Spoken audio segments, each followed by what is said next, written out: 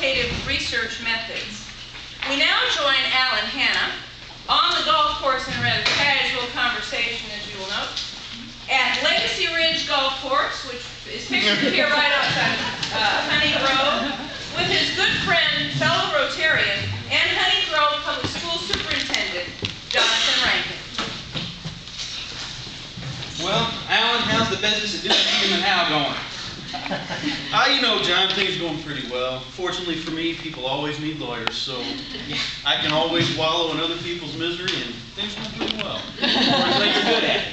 Yeah, you know what? It makes a living for me, but appreciate you coming out today, John. I know we don't necessarily get together a lot outside of the public eye and talk, but kind of wanted to get you out here and just kind of talk you and me just a little bit. I kind of got some concerns. I just kind of want to throw them at you, see what you think.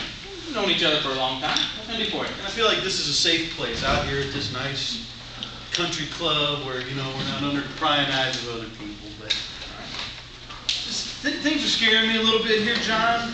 You know, ever since this plan opened, we've got a lot of newcomers coming into town.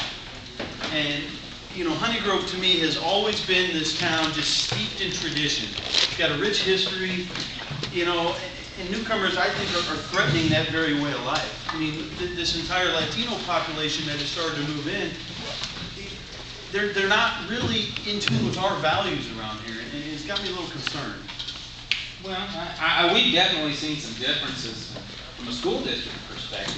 I mean, we're getting some pressures to take a look at some of our policies, and you know, even our school calendar. We're getting some pressure to maybe change, add some holidays, do some different things there, and of course, the language barrier it's definitely making us take a look at some of the things we do and how we go about those, both formally and informally, you know, in the classroom and in our extracurricular activities. So I can see kind of where you're coming from. Well, I'm glad you mentioned language because I got to tell you, I was out going to the store the other day and I saw these guys speaking Spanish. I mean, this is Honey Grove, and we speak English in Honey Grove, and it is downright un-American that they're speaking Spanish in our town. And I'm afraid they're going to start expecting us to speak Spanish, and that we're going to have to start catering to that. Well, as I said, we've had to make some changes, and it's a challenge. We're definitely seeing some of that, and with those things, with them comes those challenges, as well as when we take a look at our teachers, we may have to look at some different staff and some different things to try and accommodate some of that and change some of those things. But well, not to mention that, have you seen where they're living down there by the highway? I mean, we're talking trailer homes, dilapidated, rundown houses, overcrowding in those areas, and Honey Grove has always been a symbol of the state. It's one of the best towns to raise your children. And now when people drive in, this is what they're looking at on the way in. I mean, my gosh, what we have always stood for and what we mean to this state, we're losing that. I mean, we're losing our hold on that, John. Well, I've seen the trailers, and it's a bit of an eyesore.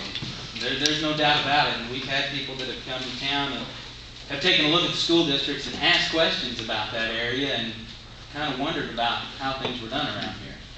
Well, and you started to mention, too, just this growing population, not to mention these Oakville students that are coming in bigger numbers now, too. You talk about hiring new staff. That's got me scared, too, because these Oakville, I hear this new principal, you know, he's different, and he's bringing in staff members from Oakville. You know, John, you know they don't think like Honey Grove people. You know they're teaching our children different values. Well, I'm his principal, and I'll have to tell you, he'll come around. He's wet behind the ears, but you know, board members been talking to him, and he'll figure it out. We'll get him learned on the way we do things around here, and we'll talk how we supposed to do things, how we treat our kids, and it'll take some time. You know, our athletics and things. There's a trophy case issue, and I mean, my gosh, who's going to move a trophy case? Yeah. This is Honey Grove. I mean, what kind of values are they going to try and put on us here? Well, we'll get him turned around. It's just going to take a little bit of time, and I recognize that. But so what do you think? Well, I'm just going to tell you. I'm going to be honest. I'm feeling a little bit oppressed here. I think that our very culture, our very way of life is at threat here. And I don't think I'm the only one that believes that. And I feel like I need to go somewhere where we can do something about this. I'm kind of thinking next week at the city council meeting, I'm going to step around the table and make a presentation to the council on this. Because I think I'm not the one that thinks this way. Well, you may have some valid concerns. before you do that, why don't you go out and interview some other people in the community, talk to some of the other people, and get a little bit of an idea, some qualitative information on what exactly it is they are. Maybe even you can recommend, maybe the city council do some type of a focus group to study this a little bit further. That'd be something maybe you could look into. That's a good idea. That way, at least, I know I'm not the only one that thinks that way, but maybe I could actually back that up with some actual statistics from some research. Okay. That's a good idea.